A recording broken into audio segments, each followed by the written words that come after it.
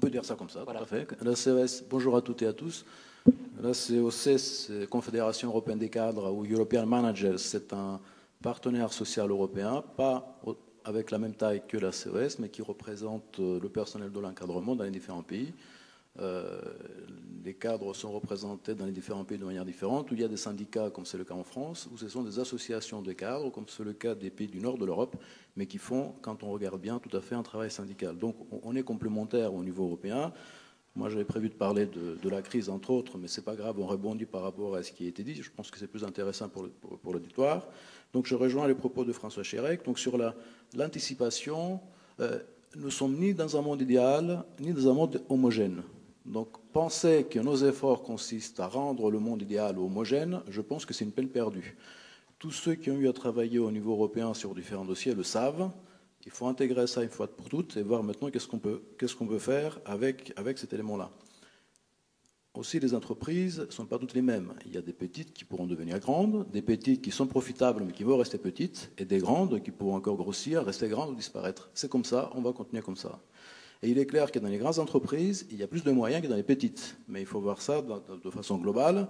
Il faut que tout le monde se porte bien pour que la société dans son ensemble se porte bien. La GPSE, évidemment, on est d'accord, il faut le faire. En revanche, il y a des entreprises qui ont les moyens. Le cas d'un an a été cité pour le faire. Le cas de mon entreprise peut être cité puisqu'il a les moyens pour le faire. Il y a des entreprises qui n'ont pas les moyens pour le faire. Est-ce qu'on peut pas pousser la réflexion plus loin? Puisqu'aujourd'hui, qu'est-ce qui se passe? Un grand groupe ferme ou vend une usine à tel endroit, tel pays européen, 200-250 emplois sont concernés. On dit en interne, on veut faire les choses bien, c'est-à-dire qu'il faut accompagner les gens qui perdent leur emploi pour trouver autre chose, mais ça reste un problème interne. Est-ce qu'on peut... Et il y a des petites entreprises qui ont la même difficulté, qui ne peuvent pas faire la même chose, parce que, non pas parce qu'ils n'ont pas envie ou ils n'ont pas besoin de le faire, ils n'ont pas les moyens. Est-ce qu'on ne peut pas imaginer dans le futur une espèce de fonds, une espèce de caisse, je ne sais pas par qui pourrait mutualiser tout ça, c'est qu'une entreprise qui a les moyens, que grâce à sa créativité, son innovation et le marché porteur sur lequel elle a accumulé des bénéfices pendant des années, eh bien moi j'estime qu'elle doit rendre à la collectivité un peu de ses profits ramassés dans la durée, en mettant un peu d'argent dans un fonds qui pourrait servir à reclasser, former, recycler des gens, des petites structures qui ont envie de travailler. À 50 ans, monsieur le disait tout à l'heure, on n'est pas vieux. L'espérance de vie, on se félicite tous, se rallonge année après année.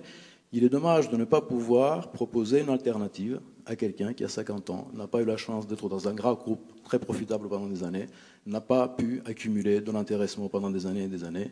Il a envie de faire des choses, il a la compétence et l'expérience pour le faire, il a envie de transmettre à des jeunes, mais il faut des moyens. Et bien, qu'est-ce qu'il fait? Il reste au chômage, il ne se passe rien. Donc, anticiper le changement des entreprises, on est preneur. La CDT l'a cité tout à l'heure. On va un peu plus loin. Imaginons dans le futur un fonds qui fonctionne. On ponctionne, entre guillemets, les gros groupes qui veulent se débarrasser, entre guillemets, d'une usine pour que cet argent serve pas seulement aux salariés de l'entreprise en question, mais à d'autres salariés qui n'auraient pas la chance d'être dans le même cas de figure. Merci.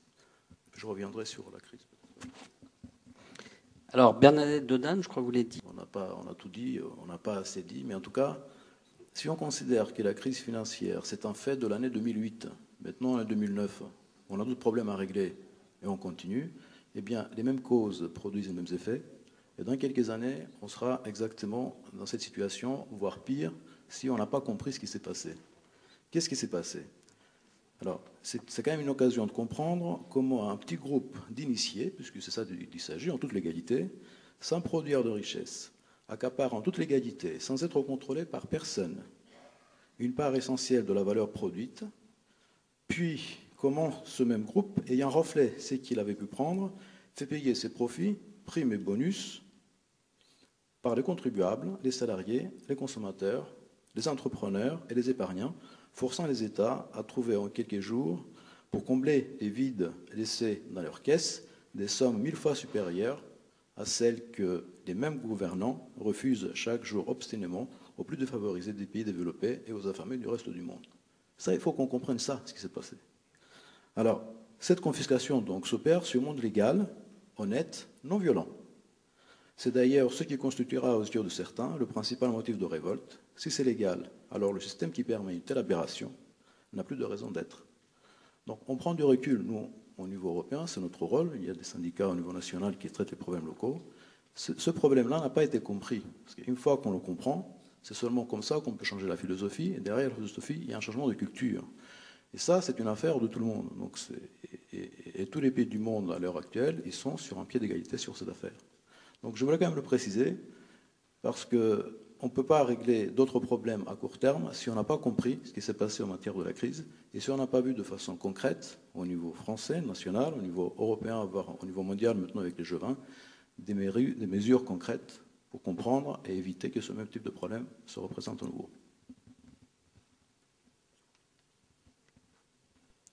Je pense qu'un syndicat a un rôle à jouer qui est très important. Est-ce qu'il le joue très bien? Si je regarde le taux de syndicalisation en France, j'ai tendance à penser pas vraiment, puisque l'offre syndicale, j'ai une culture d'entreprise de produits de consommation. Si un produit est bon, ça se vend. Si un produit n'est pas bon, ce n'est pas le consommateur qui est idiot. Donc j'ai tendance à vouloir travailler mon produit pour que... Bon, je connais les chiffres du taux de syndicalisation dans l'Europe entière, avec le Nord qui est plus de 80%, la France est à 8%, avec un public à 15% et un privé à 4%, moyenne de 8%. Et on a une moyenne européenne entre de 25 et 27. Ce qui me fait dire qu'il n'y a aucune espèce de raison, on ne vit pas différemment ici qu'ailleurs, il n'y a aucune espèce de raison que si on attaquait la syndicalisation d'une manière différente, quelqu'un qui pourrait créer une rupture avec ce qui se faisait par le passé pourrait à lui tout seul faire 2 fois ce qu'ils font des autres réunis. Bon. Donc il y a la place pour les syndicats. Malheureusement, ça ne se décrète pas. L'offre doit être retravaillée, être proposée. Je conclue de façon générale. L'idée de l'entrepreneur qui est évoquée tout à l'heure, c'est une idée capitale. On n'est pas entrepreneur uniquement quand on a son entreprise. Quoi qu'on fasse dans la vie, y compris sa vie familiale, on est entrepreneur. L'État ne peut pas décréter, ne peut pas décider de tout. La France est un pays formidable, mais on a trop la culture que quelqu'un doit décider pour nous, et de préférence, il faut que la décision soit bonne. Ce qui nous déresponsabilise un petit peu, et ça ne nous incite pas à nous poser des questions. Combien même si ces questions sont embêtantes, ce serait bien que quelqu'un d'autre décide pour nous, ça nous évite la peine de le faire. Malheureusement, le monde ne tourne pas comme ça, et que tant qu'on n'a pas compris ça, il y aura, l'histoire se répète de ce point de vue-là, il y aura d'autres cas de figure, on sera obligé de faire ça. Je prends un exemple seulement. On a tous entendu parler on sait que la France a un taux de renouvellement de sa population démographique qui n'est pas aussi élevé que ça devrait, mais il est quand même le plus élevé d'Europe, il faut le savoir. Depuis 2004, si vous prenez le solde des naissances nettes des 27 pays européens, vous avez tous les pays individuels, il y a des pays comme la France où le solde des naissances est positif, des pays où c'est négatif. Donc vous avez le chiffre pour la France, une année 2004, 230 000 naissances, et vous avez les totals européens qui additionnent des plus et des moins. Eh bien la France, c'est le pays qui repeuple l'Europe à l'heure actuelle, puisque le solde net des naissances en France est supérieur au solde des 27. Qu'est-ce que ça veut dire? Et là, on se projette à 15 ans. Les petits Français vont grandir, vont faire des études, vont arriver un jour sur le marché du travail. Peut-être qu'on aura le plan d'emploi en France, peut-être qu'on aura trouvé les bonnes idées pour que la France performe beaucoup mieux dans 15 ans qu'aujourd'hui. D'autres pays n'ont pas cette natalité, il y aura des postes de travail à prendre. Donc, dire que les petits Français dans 15 ans seront peut-être amenés, obligés d'aller travailler en Italie, en Espagne, au Portugal, que sais-je, pour des raisons évidentes d'employabilité, ça tombe sous le sens. Mais je n'ai pas vu le pouvoir public inciter les jeunes à apprendre de langues étrangères, je n'ai pas vu un travail nécessaire, long et profond sur le changement de mentalité, l'ouverture aux autres, la culture, etc., etc. Mais ça, finalement, chaque parent peut le faire à titre individuel. Je n'ai pas besoin d'un État qui va me l'imposer, parce que si on ne me l'impose pas, je ne suis pas d'accord pour le faire. Créativité et innovation. Nous, à la COC, Confédération Européenne des Cadres, ce n'est pas parce que c'est les cadres, d'ailleurs, cadres inclut beaucoup de personnel d'encadrement, donc on a tendance à raisonner plutôt manager.